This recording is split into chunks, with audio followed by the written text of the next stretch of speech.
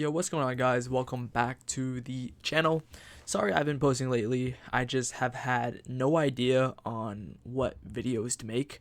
I completely ran out of ideas on what videos to make, and I don't really want to be one of those YouTubers that just regurgitate content just for the sake of it and just pump out a video every single day when it's like all repetitive content like all these other Pokemon slop YouTubers are doing.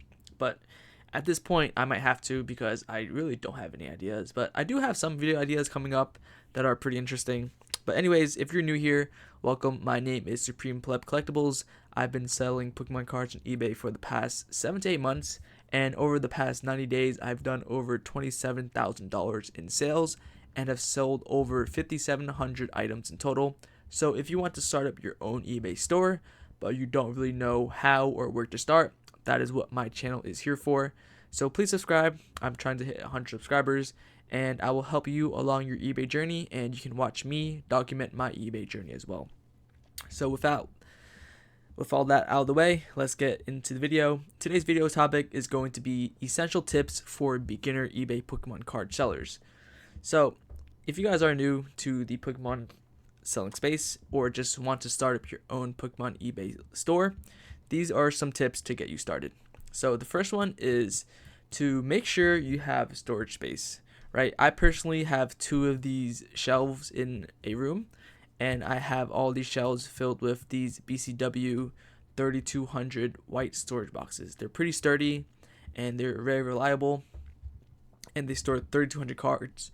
And this shelf over here, you can fit 2 on each row, and that is what I use for my storage space. Obviously, you guys don't have to buy this.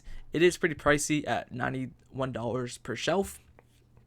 And really, just any space in your room works as well, as long as you can just fit them in little boxes.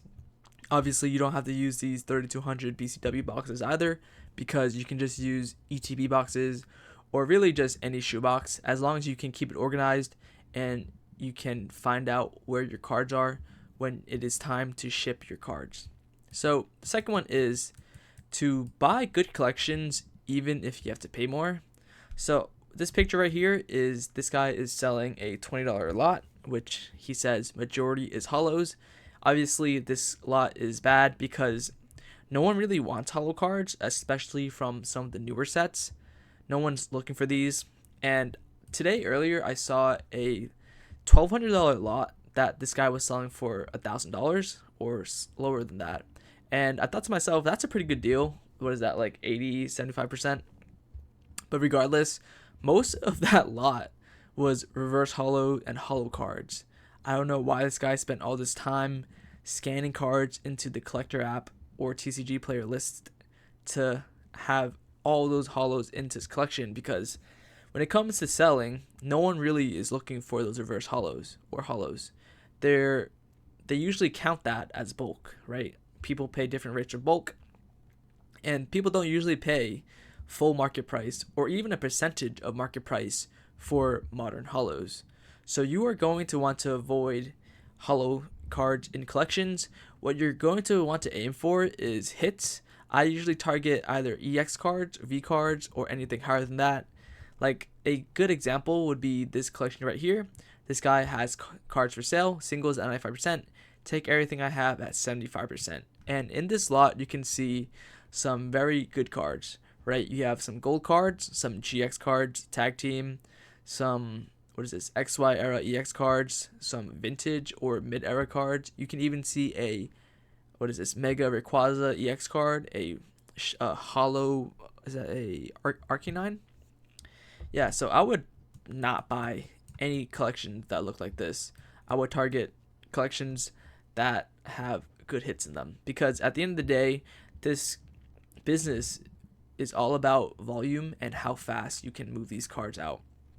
Because let's say if this wasn't $20 but $200, so if you spend $200, you're going to be sitting on this stack of junk cards that no one wants.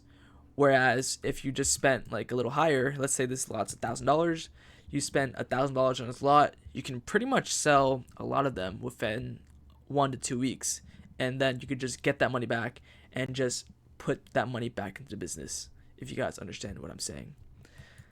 So always make sure to buy a good lot. But once you're like somewhat established and you have a good what's the word? Like you have good structure, you can just target some older era hollows and just sit on them for a bit and just slowly sell them too, just so you have variety in your shop. But number 3 is price correctly. You have to make sure that you're pricing above market. So let's say you're selling at, or you're buying at 70%, right?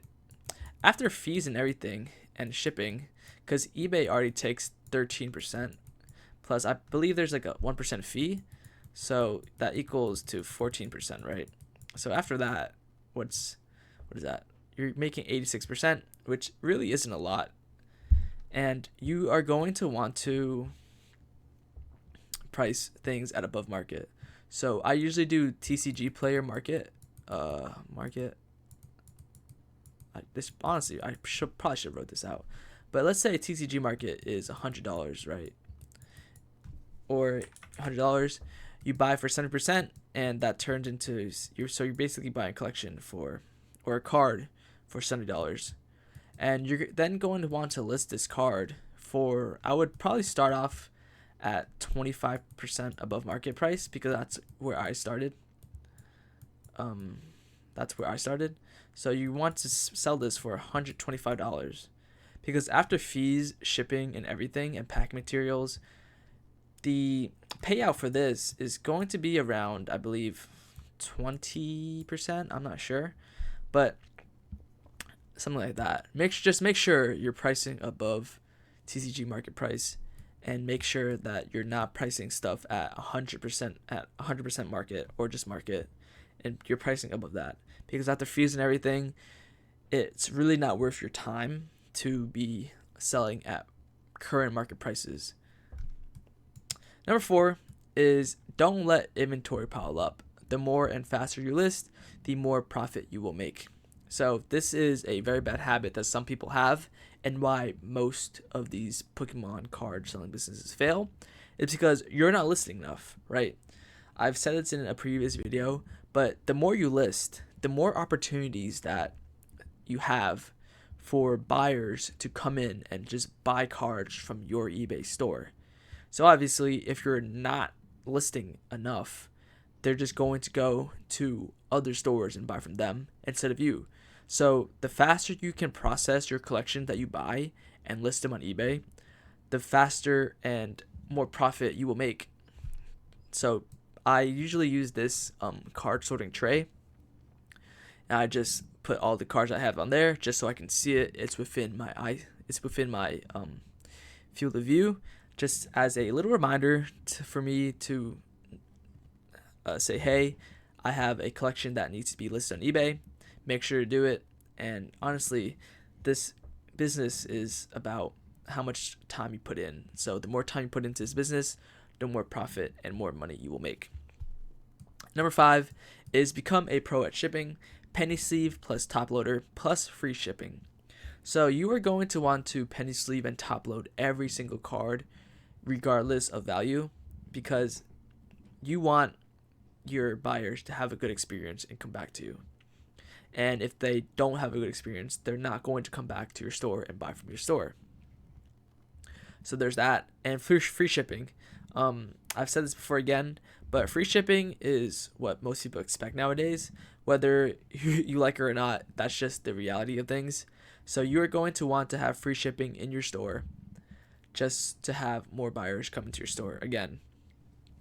Because people want free shipping. It's just going to look better on your listing if you have free shipping versus some guy that's selling a card for, like, let's say $3, but he has $1.31 shipping. Would you rather pay $3.50 with free shipping, or $3 plus $1.31 for shipping? Like, from a buyer's point of view, you would always go with free shipping. It just looks nicer as well. It's cleaner. So free shipping and penny sleeve and top load every card. And last but not least, make sure your store looks professional. This is my current store. I honestly got this profile picture from AI. It's really not that hard. You can just type into ChatGPT, I'm trying to start my own eBay store. Please create a profile picture for me. And this banner as well. The only thing I changed in this banner or added in this banner was this text. And you can do this so simply. So make sure that your store looks professional, because people will recognize your store and come back to your store if they have a good experience, it looks professional, and you just have great customer service. But yeah, that basically wraps it up for this video, guys. Please leave a like, subscribe if you're new, leave any questions or comments down below, and thank you guys all for watching. Peace.